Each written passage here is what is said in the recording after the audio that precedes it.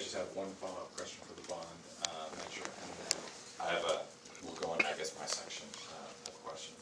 But with the over $500 million worth of capital to invest in the city in a relatively short period of time, this is 10 years. 10 years. It's in the lifespan of a city. I agree. But this is actually a tremendous opportunity for a city of our scale to see environmental improvements through sustainable infrastructure investment. You know, whether when we pave our streets, we look at permeable paving or lighter pavement, lighter pigment colors for the paving to reduce the overall heat element effect, to invest in stormwater facilities that actually recharge our aquifers versus sending it into the river or to the ocean, or in facilities that are LEED certified that reduce their overall energy and water footprint. Is there any sort of commitment by the council to sort of make that a priority with those, that sort of investment? I think, Brian, that this council and sort of this mayor has a pretty good record in terms of making this a sustainable city. So I think all those things, they're not specifically in there, but I think in every step we've taken, we have tried to do something that makes this a sustainable city. We require LEED certification on our public buildings. We're in the process of figuring out an incentive for private development. Right. You know, we've got a solar project on the convention center. We're working on, we're part of the climate registry. We are a Tree City USA. So yeah, I think you would be foolish to just do the same old black tar pavements and not consider the heat gain as a result of that. You'd be foolish not to, if we can, at reasonable cost, to be able to recharge our aquifer. I agree with you. So yeah, I think there is a commitment here to do that. And I'm not sure if you're aware, recently readers of the Post contributed to a top 10 list of worst decisions in Long Beach history. There's incredible participation. My election's not among them, I hope. No. With a lot of thoughtful discussion. I mean, whether you had the chance to read it or not. I think I did read it. What would you say is the #1 worst decision? Oh, God. And why? God, I really hate to pick this scab, but... Well, I guess I know there's a lot of, the auto dealers moving out, and those those are all, it's hard to put yourself in the position of people at that time, but I understand that's going to, I don't know, at least since I've been here, I think probably one of the worst decisions was moving the pension increase up for city employees. I think that was, it went from, what? You weren't here.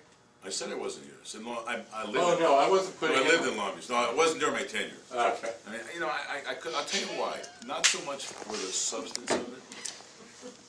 We went from 2 percentage points times years of service to 2.7, and it's a defined benefit plan, not a defined contribution plan. I think I have that right.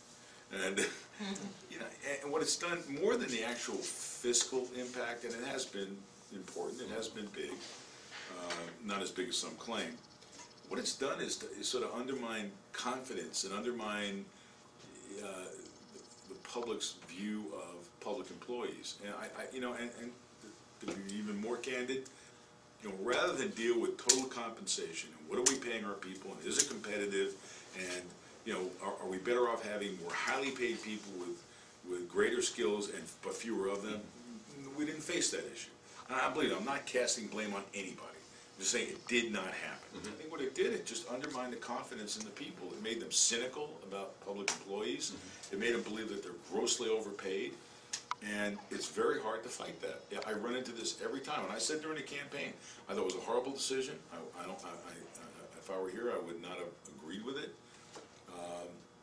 And I think it's done more than the fiscal damage. It's done more than, add, $7 or $8 or whatever it is $1 million. How do I have to figure $1 million a year in terms of our requirements? But and you have to back out public safety because very few people are talking about changing public safety, so it might be less than that. But it eroded public confidence. On a slightly different subject, basically, great cities are made on bold visions. Boston Underground and a freeway to complete their envelope. I don't think the big dig is something you want to believe. Well, I want to make it clear right now, I am not suggesting a big dig. Thank you.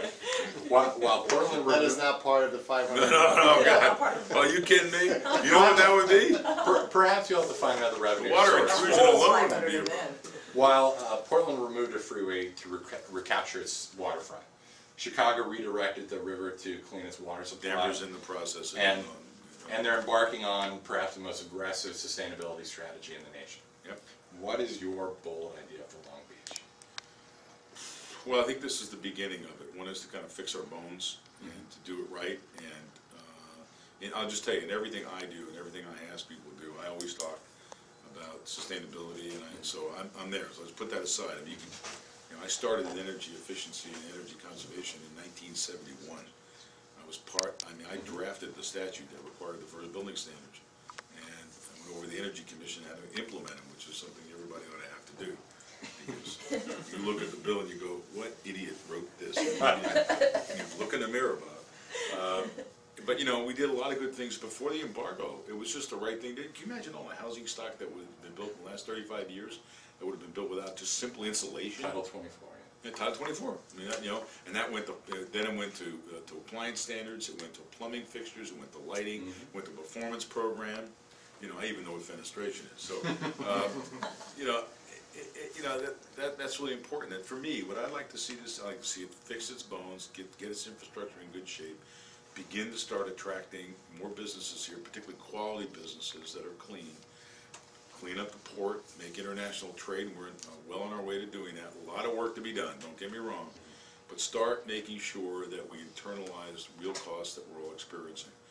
And that's why that container fee is so important.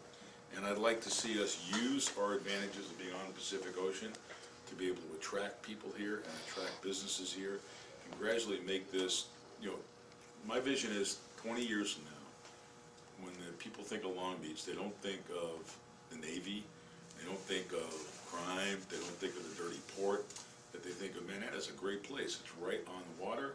It's got a great downtown. It's got great neighborhoods. You know, its roads are in great shape. It's all its infrastructure is in great shape. It's a place you want to go to. That's what I'd like to see.